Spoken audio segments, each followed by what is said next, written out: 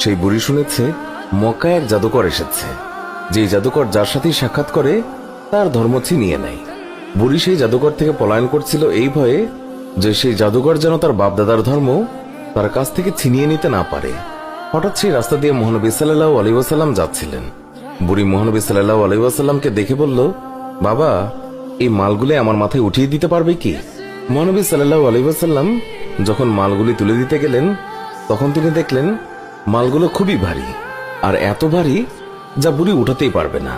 তখন মহানবী সাল্লাল্লাহু আলাইহি ওয়াসাল্লাম তিনি বুড়িকে বললেন, এটার তো খুবই ওজন, আপনি যদি অনুমতি দেন আমি আপনার এই মালগুলি আপনি যেখানে বলেন সেখানে দিয়ে আসব। বুড়ি তো খুবই খুশি, সে খুশি মনে অনুমতি দিল। মহানবী সাল্লাল্লাহু আলাইহি ওয়াসাল্লাম সকল মালপত্র নিজের মাথার উপর তুললেন আর বুড়ির সাথে পথ চলতে লাগলেন।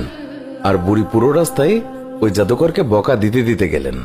মহানবী সাল্লাল্লাহু আলাইহি ওয়াসাল্লাম বুঝলেন বুড়ি কার ওপর প্রচন্ড রেগে আছেন। তাই মহানবী সাল্লাল্লাহু আলাইহি ওয়াসাল্লাম বুড়িকে প্রশ্ন করেন, মক্কা ছেড়ে কেন যাচ্ছেন? বুড়ি বলল, আমি শুনেছি মক্কায় এক জাদুকর এসেছে যে মানুষের ধর্ম লুটে নিচ্ছে।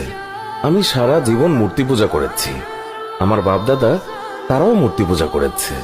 আমি চাই না আমার এই বয়সে বাপদাদার ধর্ম আমার কাছ থেকে ছিনিয়ে নেই, তাই আমি মক্কা শহর ছেড়ে চলে যাচ্ছি। মহানবী সাল্লাল্লাহু আলাইহি ওয়াসাল্লাম বুড়ির কথা শুনে তার মাল ফেরত দেননি, বরং যত্নের সাথে মাথায় করে বুড়ির সব মালামাল বহন করে নিয়ে গেলেন।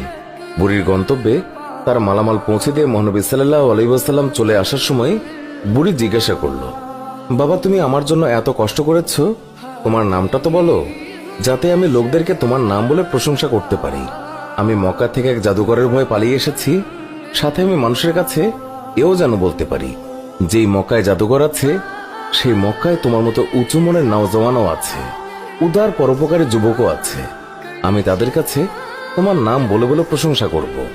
বুড়ির কথা শুনে মহানবী সাল্লাল্লাহু আলাইহি ওয়াসাল্লাম হেসে দিলেন আর বললেন, যে জাদুকরের ভয়ে আপনি মক্কা ছেড়ে এসেছেন সেই জাদুকর আপনার সামনে দাঁড়িয়ে আছে। বুড়ি বলল, সত্যি সত্যি আপনি মুহাম্মদ? হুজুর বললেন, হ্যাঁ, আমি সেই মুহাম্মদ। তখন বুড়ি বলল, তাহলে আপনার জাদু আমার উপর ক্রিয়া করে ফেলেছে। সুবহানাল্লাহ, আপনি আর দেরি করবেন না, আমাকে পাক কালেমা পড়িয়ে দিন, লা ইলাহা ইল্লাল্লাহু মুহাম্মাদুর রাসূলুল্লাহ।